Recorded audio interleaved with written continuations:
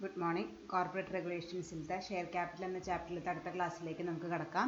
കഴിഞ്ഞ ക്ലാസ്സിൽ നമ്മൾ മെയിനായിട്ട് 3 മെയിൻ ഹെഡ്സ് ആണ് പഠിച്ചത്.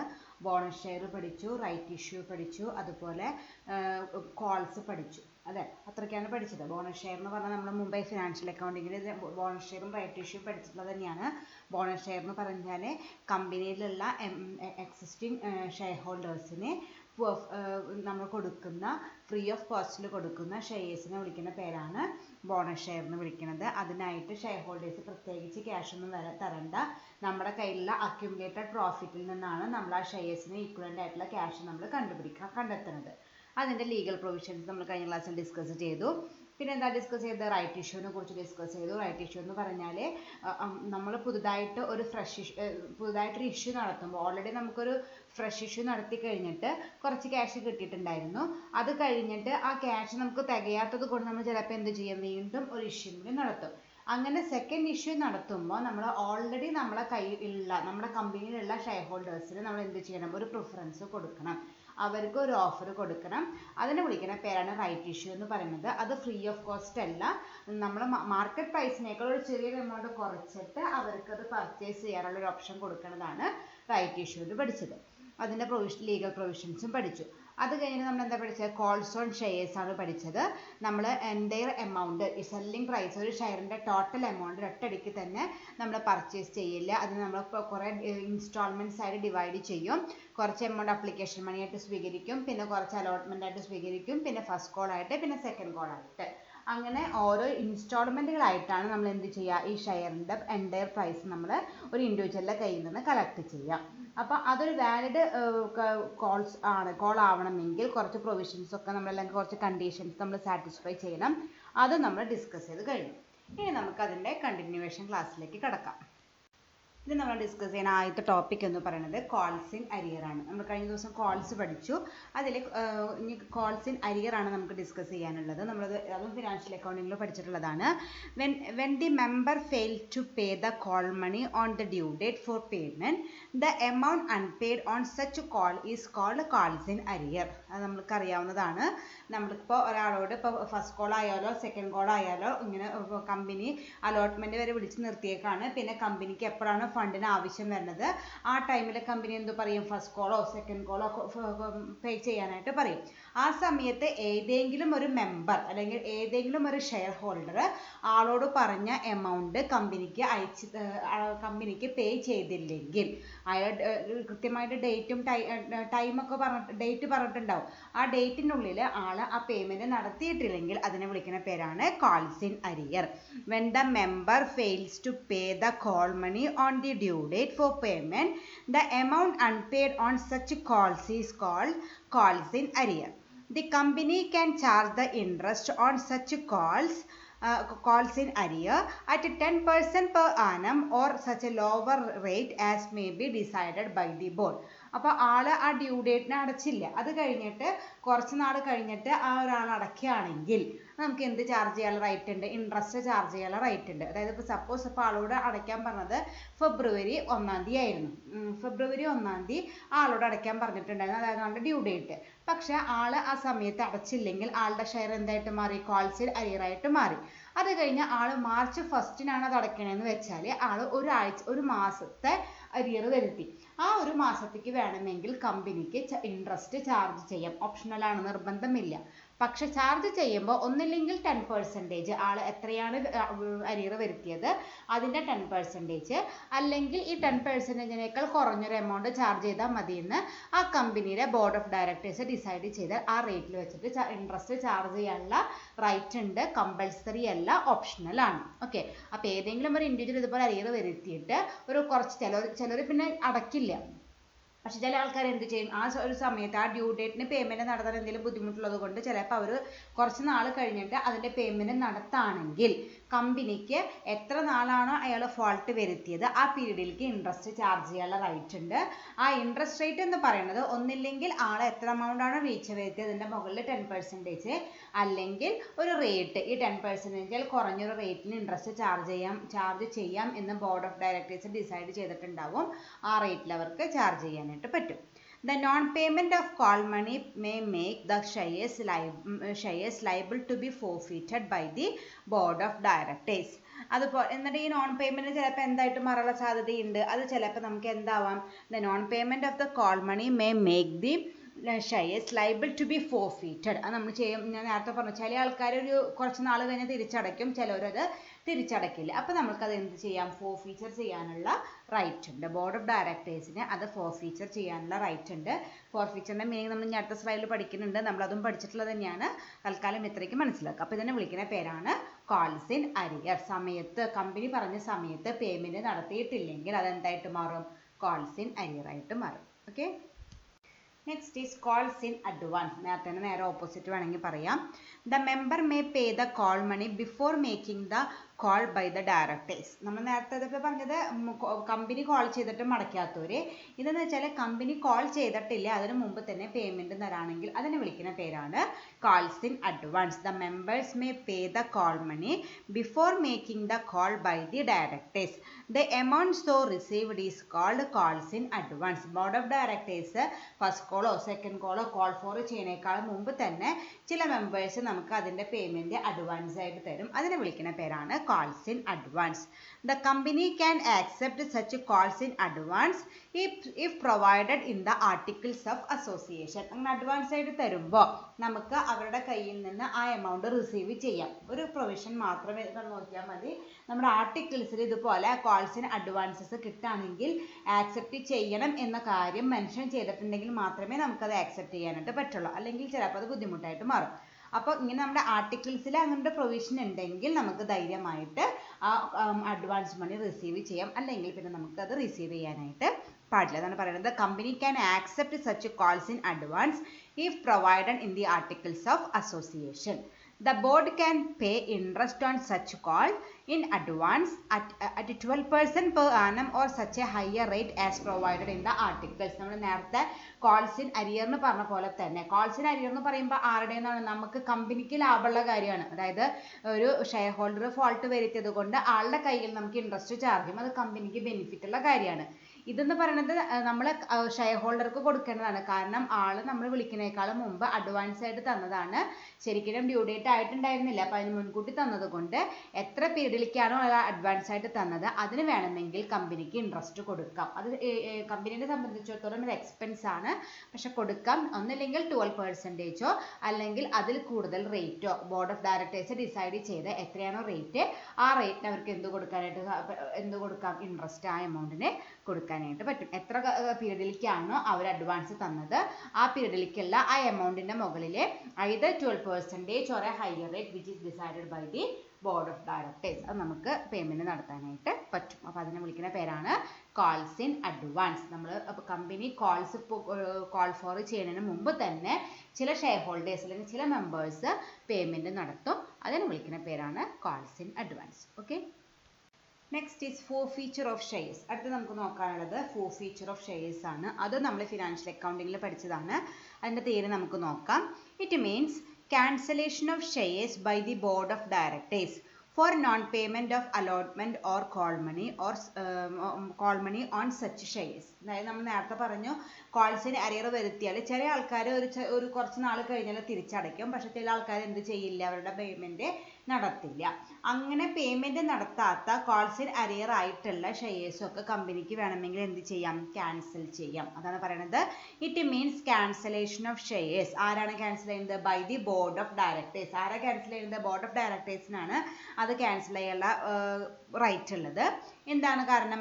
Four the non payment of allotment or call money on such shares. ആ ഷെയർസിന്റെ മുകളിലുള്ള അലോട്ട്മെന്റ് മണിയോ അല്ലെങ്കിൽ കോൾ മണിയോ അവർ പേയ്മെന്റ് നടത്താത്തത് കൊണ്ട് ബോർഡ് ഓഫ് ഡയറക്ടേഴ്സ് ആ ഷെയർസ് ക്യാൻസൽ ചെയ്യും. അതിനെ വിളിക്കുന്ന പേരാണ് forfeiture of shares. Cancellation of shares by the board of directors for non-payment of allotment or call money on such calls. The company may decide forfeiture of shares if authorized by the articles of association. അങ്ങനെ ഒരു കമ്പനിക്ക് forfeiture നടത്തണമെങ്കിൽ അത് എവിടെ mention ചെയ്തിരിക്കണം? നമ്മുടെ ആർട്ടിക്കിൾസിൽ അത് കൃത്യമായിട്ട് മെൻഷൻ ചെയ്തിരിക്കണം. നിങ്ങൾക്ക് എന്തെങ്കിലും calls in arrear shares വരാണെങ്കിൽ അത് forfeit ചെയ്യാനുള്ള റൈറ്റ് ആര് നമുക്ക് തന്നിരിക്കണം? ഏതിൽ മെൻഷൻ ചെയ്തിരിക്കണം? നമ്മുടെ ആർട്ടിക്കിൾസ് ഓഫ് അസോസിയേഷനിൽ കൃത്യമായിട്ട് നമ്മൾ മെൻഷൻ ചെയ്തിരിക്കണം. It is done after passing a resolution in the board meeting and giving sufficient notice of such a resolution to the shareholders. അങ്ങനെ ആർട്ടിക്കിൾസിൽ മെൻഷൻ ചെയ്യും വേണം. അതുപോലെ തന്നെ എന്ത് വേണം ചെയ്യണം? നമുക്ക് ഒരു സ്പെഷ്യൽ റെസൊല്യൂഷൻ അതിനായിട്ട് പാസ്സാക്കും വേണം. അതുപോലെ അവർക്ക് ഈ ഷെയർ ഹോൾഡേഴ്സിന് ഒരു സഫീഷ്യൻറ്റ് ടൈം കൊടുത്തിട്ടുള്ള ഒരു നോട്ടീസ് അയക്കും വേണം. കാരണം അവർക്ക് ചിലപ്പോൾ നമ്മൾ നേരത്തെ പറഞ്ഞാൽ നമുക്ക് കുറച്ച് നാൾ വെയിറ്റ് ചെയ്യാം. ചില ആൾക്കാർക്ക് ഇപ്പോൾ എന്തെങ്കിലും ഫിനാൻഷ്യൽ ക്രൈസിസ് വന്നത് കൊണ്ടാവാം ചിലപ്പോൾ ഒരു കോൾ മണി പേയ്മെൻറ്റ് നടത്താത്തത്. അപ്പോൾ നമ്മൾ എന്ത് ചെയ്യണം? ഇത് ഫോർഫീച്ചർ ചെയ്യുന്നതിനേക്കാളും മുമ്പ് ഒരു സഫീഷ്യൻറ്റ് ടൈമൊക്കെ അലൗ ചെയ്തിട്ട് ഒരു ലെറ്റർ അയക്കുക. ഇന്ന ദിവസത്തിനുള്ളിൽ നിങ്ങൾ ഈ പേയ്മെൻറ്റ് നടത്തിയില്ലെങ്കിൽ നിങ്ങളുടെ ഷെയർസ് നമ്മൾ ഫോർഫീറ്റ് ചെയ്യുമെന്നൊരു നോട്ടീസും കൂടി അയക്കണം. അത് നിർബന്ധമല്ല.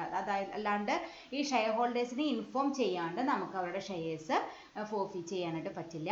അപ്പോൾ ഇപ്പോൾ ആ നോട്ടീസിൽ നമ്മൾ മെൻഷൻ ചെയ്ത ഡേറ്റ് എന്ന് പറയുന്നത് ഒരു 15 days ഒക്കെ ആണെങ്കിൽ ആ നോട്ടീസ് അവർക്ക് കിട്ടിയതിന് ശേഷം 15 ദിവസം നമ്മൾ വെയിറ്റ് ചെയ്യാം.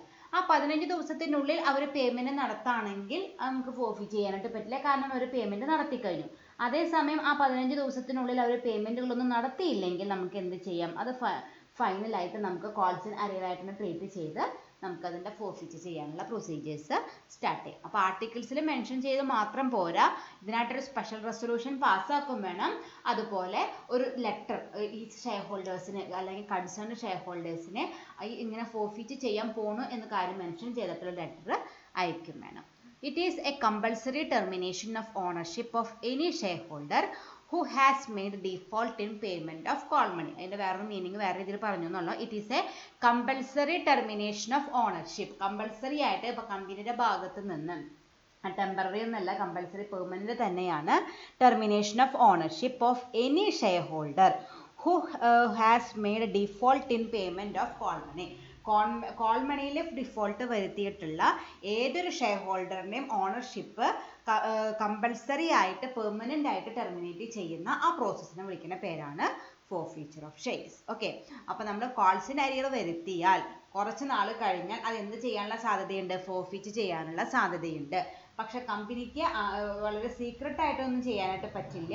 അത് അറിയിച്ചിരിക്കണം? ഈ ഷെയർ ഹോൾഡറെ കൃത്യമായിട്ട് അറിയിച്ചിരിക്കണം. ഇന്ന ദിവസത്തിനുള്ളിൽ നിങ്ങൾ പേയ്മെൻറ്റ് നടത്തിയിട്ടില്ലെങ്കിൽ നിങ്ങളുടെ ഷെയർസ് നിങ്ങൾ ഫോർഫീറ്റ് ചെയ്യുമെന്നുള്ളത് സഫീഷ്യൻറ്റ് ടൈമൊക്കെ കൊടുത്തിട്ടുള്ള ലെറ്റർ അയച്ചതിന് ശേഷമേ, ഒരു റെസൊല്യൂഷൻ പാസ്സാക്കിയതിന് ശേഷമേ അവർക്കത് ഫോർഫീറ്റ് ചെയ്യാനായിട്ട് പറ്റുള്ളൂ. Okay, next is conditions for forfeiture of shares. ഈ ഫോർഫീച്ചർ ഓഫ് ഷെയർസ് ചെയ്യാനുള്ള കണ്ടീഷൻസ് അല്ലെങ്കിൽ എന്തെല്ലാം പ്രൊവിഷൻസ് ആണ് ഉള്ളതെന്നുള്ളത്. First one is authorised by the articles. നമ്മൾ നേരത്തെ പറഞ്ഞതാണ് ഇങ്ങനെ ഫോർഫീറ്റ് ചെയ്യാം എന്നുള്ള റൈറ്റ് നമുക്കായിട്ട് അതിന് തരേണ്ടത് ആരാണ്? നമ്മുടെ ആർട്ടിക്കിൾസ് ഓഫ് അസോസിയേഷൻ ആണ്. അപ്പോൾ അത് ഈ ആർട്ടിക്കിൾസ് ഓഫ് അസോസിയേഷൻ എന്ന് പറയുന്നത് it is A document which is prepared at the time of the incorporation of A company. നമ്മുടെ കമ്പനി സ്റ്റാർട്ട് ചെയ്യുന്ന സമയത്ത് പ്രിപ്പയർ ചെയ്യുന്ന ഒരു ഡോക്യുമെന്റ് ആണ് ഈ ആർട്ടിക്കിൾസ് ഓഫ് അസോസിയേഷൻ എന്ന് പറയുന്നത്.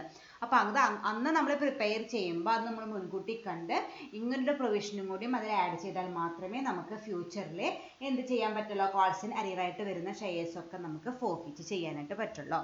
It shall be authorised by provisions contained in the articles of association. Okay, second one is notice to share holders. The defaulting shareholders must be given sufficient notice requiring payment of the unpaid call money. The notice must give at least 14 days time for the payment of the amount due. അത് നമ്മൾ നേരത്തെ പറഞ്ഞതാണ്. നമ്മൾ ആരവരെ അറിയിക്കാതെ, concerned share ഹോൾഡറെ അറിയിക്കാതെ നമുക്ക് forfeit ചെയ്യാനായിട്ട് പറ്റില്ല. നമ്മൾ അവർക്ക് ഒരു നോട്ടീസ് അയക്കണം. ആ നോട്ടീസിൽ നമ്മളൊരു 14 ദിവസം അലൗ ചെയ്യണം. ആ 14 ദിവസത്തിനുള്ളിൽ അവർ പേയ്മെൻറ്റ് നടത്തുന്നുണ്ടോ നടത്തുന്നില്ല നമ്മളൊന്ന് വെയിറ്റ് ചെയ്യണം. അത് കഴിഞ്ഞിട്ടും പേയ്മെൻറ്റ് നടത്തിയിട്ടില്ലെങ്കിൽ മാത്രമേ നമുക്ക് എന്ത് ചെയ്യാനുള്ള റൈറ്റ് ഉള്ളൂ? ഫോർഫീറ്റ് ചെയ്യാനുള്ള റൈറ്റ് ഉള്ളൂ. ഓക്കെ, അപ്പോൾ അതാണ് പറയുന്നത്, സഫീഷ്യൻറ്റ് ടൈം കൊടുത്തിട്ടുള്ള ഒരു ലെറ്റർ ഈ കൺസേൺഡ് ഷെയർ ഹോൾഡേഴ്സിന് നമ്മൾ അയച്ചിരിക്കണം. അതാണ് രണ്ടാമത്തെ കണ്ടീഷനായിട്ട് പറയുന്നത്, നോട്ടീസ് ടു ഷെയർ ഹോൾഡേഴ്സ്.